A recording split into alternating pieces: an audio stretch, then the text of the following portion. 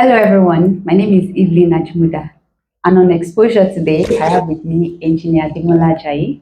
Thank you so much for Welcome, having me. sir. Thank you for having me here. Yeah, thank you. So we have some questions for you.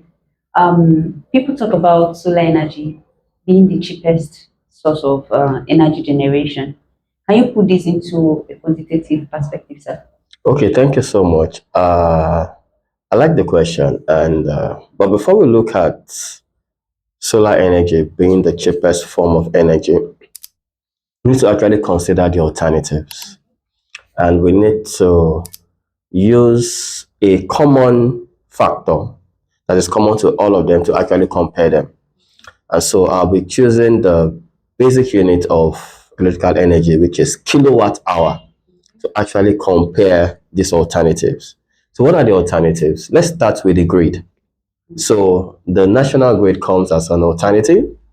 Next, we could consider a petrol-driven generator. Okay. Then we could consider a diesel power generator. Then we can also compare it with the solar energy alternative. So let's start with the grid. Okay. Now, with the grid, if you are to be on band A, for those expected to have minimum of 20 hours a day, VAT inclusive, you'll be spending an average of 225 naira for every kilowatt hour of energy. So that's 225 naira per kilowatt hour. Then let's say you come all the way down and you're on band E, and you're expected to have about 4 hours a day. You will spend about 45 naira per kilowatt hour. So that's as regards the national grid. Now let's move to the very common petrol power generator. Now, on the petrol power generator, depending on the capacity of your generator, depending on the load condition, are you on 70% load, 50% load, depending on the health of your generator, though the gallon per hour might vary, but you'll see yourself coming to within 700 to 1,000 naira per kilowatt hour when you do the math.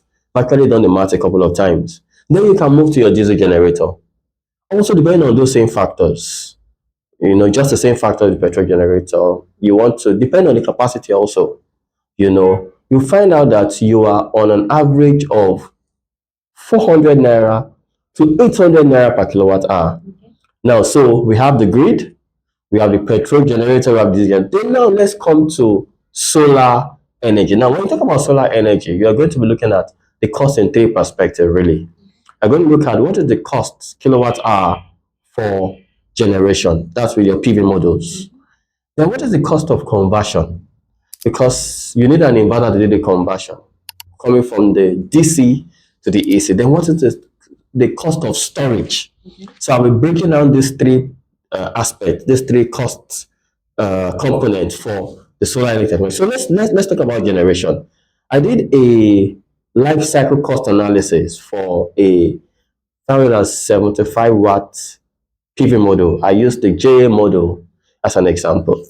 And when you look at the technical parameters of this JA model, you realize that you have 1% degradation in the first year and 0.4% in subsequent years over the next 30 years. So I even did my LCCA on 25 years.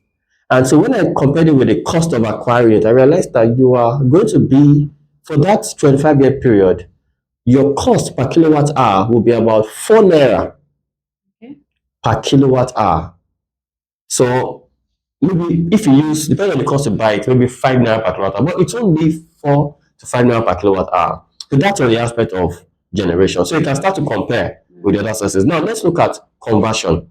You also need to attach a cost to conversion, really, because depending on the lifespan of the inverter, you want to give maybe a 5-year lifespan or a 10 to 15-year lifespan. That lifespan would also depend on the IP rating of that inverter. If it's an IP20 inverter, it might be about 5-year lifespan you can attribute to it. If it's an IP65 or IP66, you can attribute a 15 to 20-year lifespan for that inverter. So I would just want to use a 5-year lifespan for an IP20, an inverter that comes with about 2-year warranty. You discover that you will spend an average of 260 to 290 naira per day on part of the inverter. Now, am I not going to put the inverter in kilowatt hour? but that's a fixed cost. But let's also look at the storage now with the lithium battery.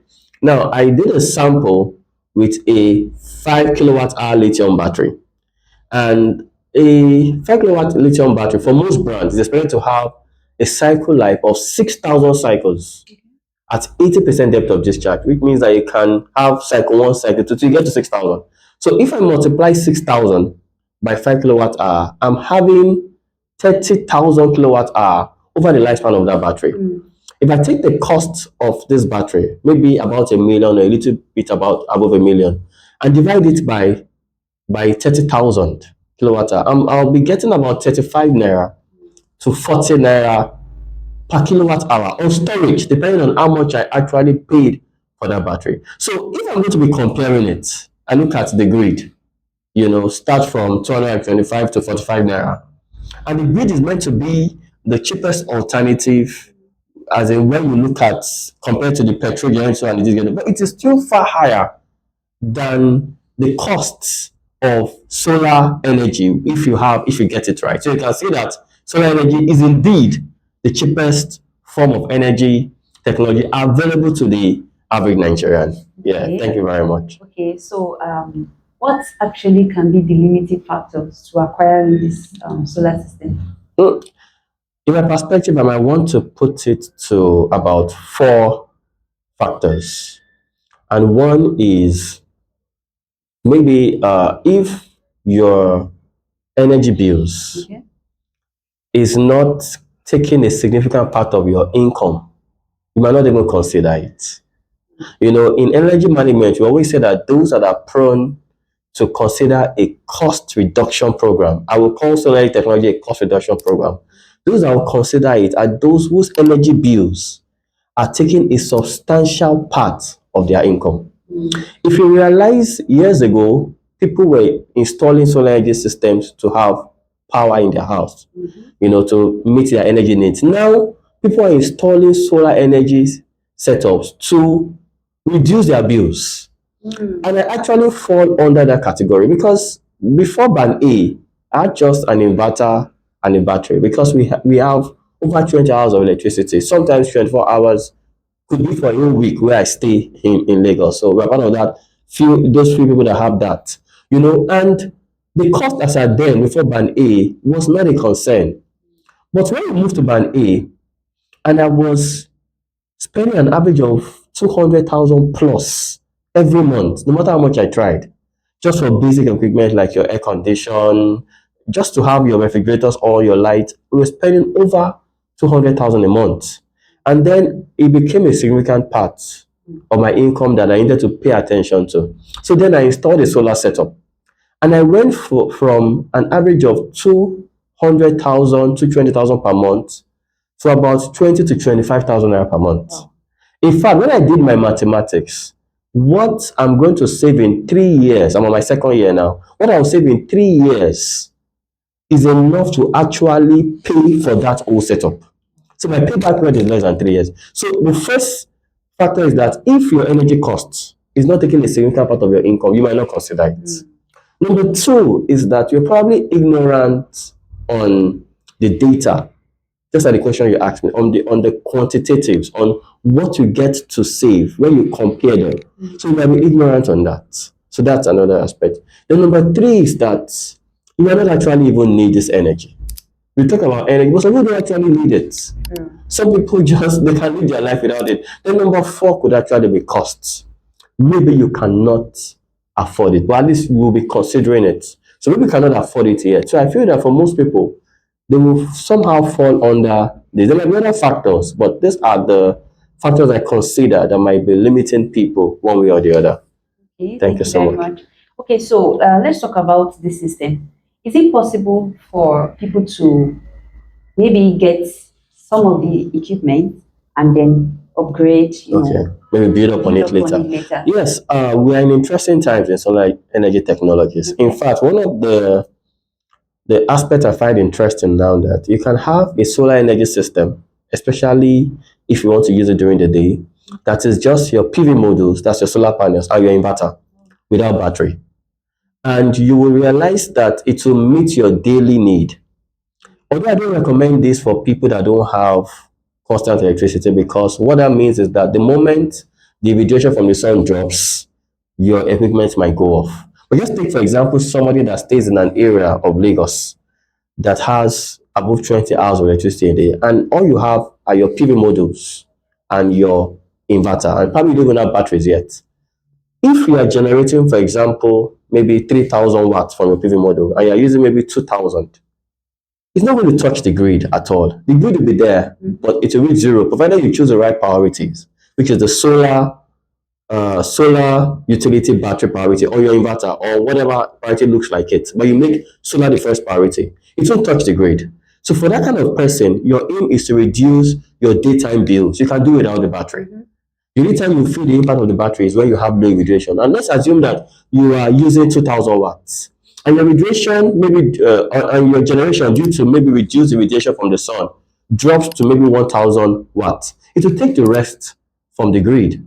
And so you can save a lot of energy bills that way. Then also, you can also start on a smaller level. You might need 15 kilowatts of inverter, or maybe even 20 kilowatts of inverter. And you can start with 5. We've seen people upgrade over time. The inverters now allow you to add many more inverters in parallel. It's actually quite simple with these newer inverters. So you can go from 5 and go all the way to 30. Some inverters allow you to add six in parallel. Some even allow you to have 12 units in parallel. So you can start from somewhere. And even on the aspect of the battery, you might do your audit and realize that you probably need 30 kilowatt hour of storage. But you can also start with 5. So batteries usually allow you to add either 15 or 16 batteries in parallel, depending on the brand. So you can start with 5 kilowatt hour and go all the way to probably 80 kilowatt hour. So you can start. The only aspect where people need to be careful when they are adding is on the PV modules, the solar panels. Because if you are going to add panels, you need to ensure that you add panels that are either exactly the same or they have matching parameters. Matching parameters means that their VMP, maximum voltage, and their IMP should be the same. Because most of these inverters now, they are high frequency inverters and they have high voltage inputs and lower current input. So you keep adding in series, you keep increasing the voltage, but the current usually remains the same. So if you're adding in series, you need to make sure that the parameters, especially that of the VMP and IMP, are the same. Some panels might be the same 300 watts or the same 600 watts, and their VMP and their IMP are not the same. Such you cannot actually add in series. So when it comes to scaling up, one can scale up easily by adding multiple inverters, but whatever you start with is what you continue with. With batteries, what you start with is what you continue with.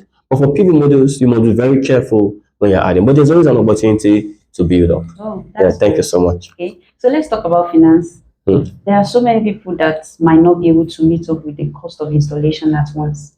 Are there platforms or avenues created for them to pay in installments? Okay, yeah, there are several platforms. Okay. For example, in our company, we do not actually do direct install payment for end users, except for some select partners. But we have a lot of partners that actually offer these services. Okay. There are so many of them out there. But one of the partners that I can give some form of credibility to is the CityCare. People can always go with CityCare. CityCare is on iOS, is on Play Store. But why I like their model is that they allow you to plan towards a an energy system. You can just keep saving up, and when you've paid halfway, they deploy and they install. So let's assume that you are doing a system of 5 million naira. The moment you have paid up to 2.5 million, maybe you choose 10 months or 6 months and you pay maybe up to third month, they install for you and you keep paying the rest. So there are a lot of other avenues. I might not just want to mention the name, but there are so many. Okay. Some of them are actually also partner with us. And if you go to our website, so you can choose some other options at checkout that allows you to actually pay in installment. And people can actually also borrow funds. Finance will always come at a cost. Either it is hidden or it is open. Anything they call installed payment comes at an extra cost. People must get comfortable with that. But even with that extra costs, it is still, I mean, better in some scenarios than to pay ridiculous energy bills. I have a family member that was actually paying 10,000 naira a day on petrol just to power his his solar farm for his pumps. And we just introduced solar pumps to him. And the amount he paid for the solar pump, as at then, I think roughly 1 million naira. And before then, he was spending about 300,000 per month on fuel. So by the time he spent about 1 million in solar pump, it means that the money he was meant to use to buy fuel in 3 to 4 months was sufficient to acquire the solar pumping system. Wow. And the solar pumping system is still working till today. So just look at the amount he has saved, in multiple folds. So sometimes you don't say because you are going to pay some extra on the cost of finance, then you now stay in the dark or you now be paying ridiculous energy bills. So there are alternatives. And if you have a good credit history, one can also borrow from a commercial bank. So one just looks at the model that works best for them and goes for it. Thank you so Thank you much. so much. What an insightful series. Thank you so much. For having you.